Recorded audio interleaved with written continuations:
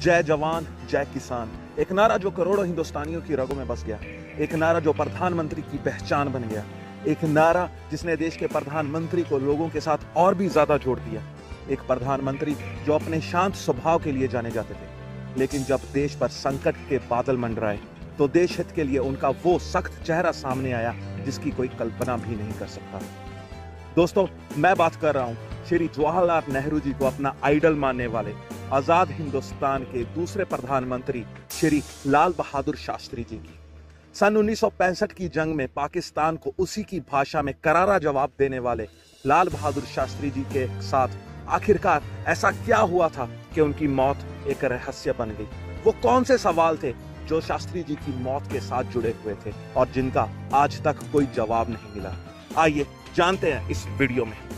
दोस्तों, जैसे हम सभी अच्छे से जानते हैं कि सन 1965 में पाकिस्तान ने जम्मू कश्मीर पर हमला करके एक युद्ध की शुरुआत की। बदले में भारतीय सेना ने मुंह तोड़ जवाब देते हुए पाकिस्तान को कुछ ही समय में बैकफुट पर खड़ा कर दिया। अगर वो लोग दिल्ली नहीं पहुंच सकते तो हम ही लाहौर चले जाते हैं। शास्त्री जी की इस बात से प्रेरित होकर भारतीय सेना का उन दिनों में सिर्फ एक ही मकसद था, लाहौर में तिरंगे को लहराना।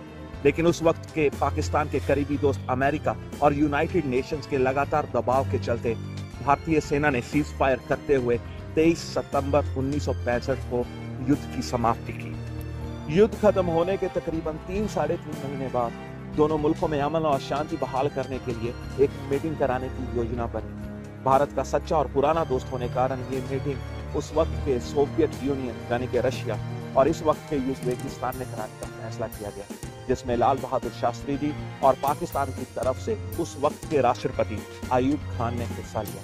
हालांकि भारत में कई पॉलिटिकल पार्टी, काफी लोग, यहाँ तक कि शास्त्री जी का खुद का अपना परिवार इस मीटिंग के खिलाफ था।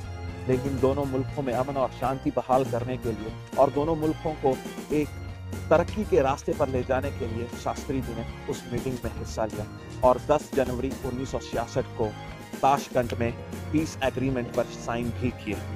मीटिंग खत्म होने के बाद शास्त्री जी ताशकंद में स्थित एक विला में पहुंचे, जहां पर उनके और उनके स्टाफ के रहने का इंतजाम किया गया था। अगले ही दिन शास्त्री जी को काबुल के लिए रवाना होना था। उस रात शास्त्री जी ने डिनर किया और रात तकरीबन 11:30 बजे एक दूध का गिलास पिया।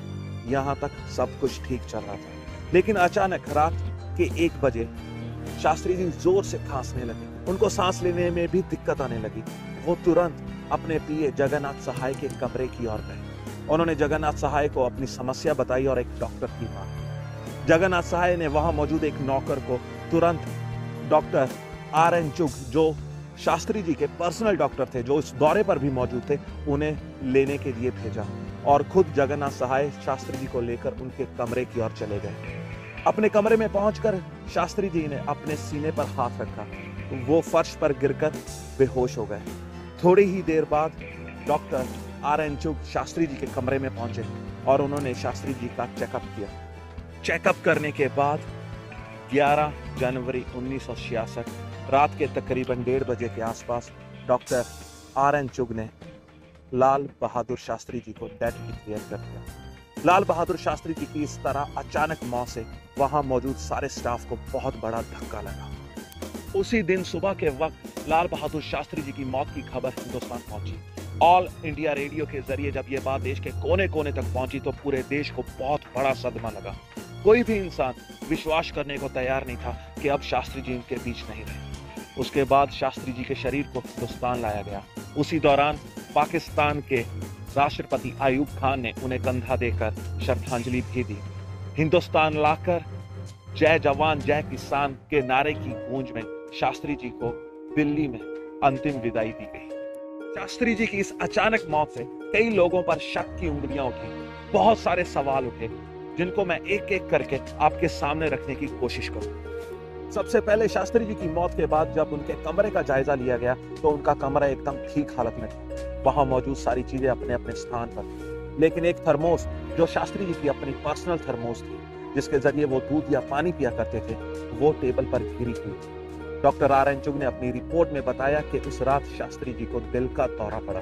संभवतः उन्होंने थर्मोस से पानी पीने की कोशिश की, लेकिन ढक्कन कस के बंद होने की वजह से वो उसे खोल नहीं पाए। उसके बाद वो अपने पीए जगन्नाथ सहाय के कमरे में गए, जो वहां से काफी दूरी पर था। पैदल जाने की वजह से शास्त्री जी के शरीर का और खासकर दिल का ज्यादा जोर लग गया, जिसके कारण उनकी मृत्यु हो गई। इसी रिपोर्ट को आधार बनाया रशिया के डॉक्टर्स ने और हार्ट अटैक को ही शास्त्री जी की मौत का कारण बताया। रिपोर्ट आने के बाद रशिया की खुफिया एजेंसी केजीबी और शास्त्री जी की पत्नी ने इसका विरोध किया। उनका यह मानना था कि शास्त्री जी को एक जहर दिया गया। इसके पीछे भी एक ठोस कारण था, वो ये कि जब शास्त्री जी के शरीर को हिंदुस्तान लाया गया तो उनके शरीर का आधा हिस्सा सर से लेकर कमर तक नीले रंग का था। सफाई देते हुए रशिया के डॉक्टर्स ने बताया कि जब शास्त्री जी के शरीर को हिंदुस्तान भेजा गया तो उनके शरीर पर एक लेप लगा दिया गया था ताकि उनका शरीर डिकम्पोज ना हो। लेकिन सवाल उठाते हुए शास्त्री जी की पत्नी ने पूछा कि अगर लेप लगाया था तो उनका आधा शरीर ही क्यों नीला पड़ा, पूरा क्यों नहीं? और इसके अलावा शास्त्री जी की पेट पर 2 कट के निशान भी थे जो पहले मौजूद नहीं थे। इसका जवाब आज तक किसी ने नहीं दिया। इन्वेस्टिगेशन के दौरान एक और बहुत बड़ा खुलासा हुआ, वो ये कि रामनाथ जो शास्त्री जी के पर्सनल रसोइया थे, जो उस दौरे पर शास्त्री जी के साथ मौजूद थे, जब शास्त्री जी की मौत हुई उस रात डिनर रामनाथ ने नहीं बनाया था। उस रात डिनर बनाया था इंडियन एम्बेसडर TN कॉल, जो रशिया में इंडियन एम्बेसी में काम करते थे, उनके रसोइये जान मोहम्मद थे। हैरानी की बात तो यह है कि जो शख्स जान मोहम्मद, जिस पर शास्त्री जी की मौत का सबसे ज्यादा शक था, उसे क्लीन चिट देकर राष्ट्रपति भवन में एज अ एम्प्लॉय काम दिया गया। इसके अलावा शास्त्री जी के रसोइये रामनाथ की एक सड़क दुर्घटना में मौत हो गई। इतना ही नहीं बल्कि डॉक्टर RN चुग, जिन्होंने शास्त्री जी की मौत की रिपोर्ट बनाई थी, 11 साल बाद 1977 में एक कार दुर्घटना में उनकी भी मौत हो गई। उस एक्सीडेंट में डॉक्टर RN चुग, उनकी पत्नी समेत उनके 2 बेटों की मौत हुई। सिर्फ उनकी बेटी ही जिंदा बच पाई। एक और हैरान करने वाली बात जो सामने आई वो ये कि शास्त्री जी की मौत के बाद उनका सारा सामान उनके घर वालों को वापस दिया गया, लेकिन शास्त्री जी की पर्सनल जो थर्मोस वहां पर मौजूद थी उसे नहीं लौटाया गया। वो आज कहां है किसी को भी नहीं मालूम। अमेरिका की खुफिया एजेंसी CIA पर भी काफी शक किया गया। इसके पीछे भी एक ठोस कारण मौजूद, वो ये कि लाल बहादुर शास्त्री जी हिंदुस्तान को एक न्यूक्लियर पावर कंट्री बनाना चाहते थे। वो हिंदुस्तान में न्यूक्लियर टेस्ट करवाना चाहते थे, लेकिन अमेरिका इसके सख्त विरोध में था। अमेरिका नहीं चाहता था कि हिंदुस्तान एक न्यूक्लियर पावर कंट्री बने। इसीलिए लाल बहादुर शास्त्री जी अमेरिका की नजरों में काफी खटक रहे थे। इसी दौरान CIA के पूर्व अध्यक्ष रॉबर्ट क्राउली ने अपने एक इंटरव्यू में काफी बड़े खुलासे किए। एक इंटरव्यू देते हुए रॉबर्ट क्राउली ने यह कबूल किया कि CIA ने ही एक साजिश के जरिए जहर देकर शास्त्री जी को मारा था। इतना ही नहीं बल्कि न्यूक्लियर साइंटिस्ट होमी बाबा, जिनकी मौत एक प्लेन क्रैश में हुई थी, वो भी CIA की ही साजिश थी। इस इंटरव्यू को देते हुए रॉबर्ट क्राउली की सिर्फ एक ही शर्त थी, वो ये कि ये इंटरव्यू उनकी मौत के बाद लोगों के सामने आया। उनकी मौत के बाद जब ये इंटरव्यू सबके सामने आया तो CIA ने इसे रॉबर्ट क्राउली का एक बहुत बड़ा झूठ बोला। सफाई देते हुए CIA ने कहा कि रॉबर्ट क्राउली ने अपने बलबोलेपन के चलते ही ऐसा इंटरव्यू दिया। लेकिन दोस्तों, हम सभी अच्छे से जानते हैं कि जब अमेरिका जैसा देश किसी को भी अपने रास्ते से हटाना चाहता है, वो उसका क्या हाल करता है। इसलिए एक शक CIA पर आज भी किया जाता है। शक की कई उंगलियां इंदिरा गांधी पर भी उठी, क्योंकि लाल बहादुर शास्त्री जी के समय इंदिरा गांधी का रुतबा कांग्रेस पार्टी में कोई खास नहीं था। वो कोई बड़ी नेता भी नहीं थी।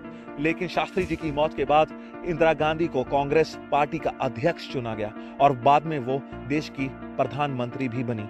कई लोगों का यह भी मानना है कि इंदिरा गांधी नहीं चाहती थी कि जय जवान जय किसान के नारे दिल्ली में गूंजे, इसलिए वो चाहती थी कि शास्त्री जी का अंतिम संस्कार दिल्ली की बजाय इलाहाबाद में किया जाए। लेकिन लाल बहादुर शास्त्री जी की पत्नी ललिता शास्त्री के विरोध के बाद ही लाल बहादुर शास्त्री जी का अंतिम संस्कार दिल्ली में किया गया, जिसमें हजारों लोग शामिल हुए। इस सब के अलावा लाल बहादुर शास्त्री जी की मौत के साथ 2 और बहुत बड़ी बातें जुड़ी हुई हैं। पहली ये कि ताशकंद के विला में जिस कमरे में लाल बहादुर शास्त्री जी रुके हुए थे, उस कमरे में ना ही तो कोई टेलीफोन था, ना ही कोई बेल थी जिसके जरिए वो किसी को बुला सके। और उसी कारण ही लाल बहादुर शास्त्री जी को पैदल चलकर अपने पीए के कमरे में जाना पड़ा। और दूसरी बात ये कि इतने बड़े देश के प्रधानमंत्री के इन हालात में मौत के बावजूद भी, उनके परिवार के बार बार कहने के बावजूद भी लाल बहादुर शास्त्री जी का पोस्टमार्टम नहीं किया गया। अगर उस वक्त पोस्टमार्टम किया जाता तो दूध का दूध पानी का पानी हो जाता कि उनकी मौत दिल का दौरा पड़ने से हुई या जहर देने से। इसी तरह जिन लोगों पर सबसे ज्यादा शक था लाल बहादुर शास्त्री जी की मौत को लेकर, उनको बड़े ओहदे दिए गए और जो लोग चश्मदीद थे उनकी एक्सीडेंट में मौत हुई। तो दोस्तों, ये थी पूरी कहानी उन सवालों को लेकर जो लाल बहादुर शास्त्री जी की मौत के साथ जुड़े हुए थे। आप लोगों का क्या कहना है कि उनको एक साजिश के जरिए मारा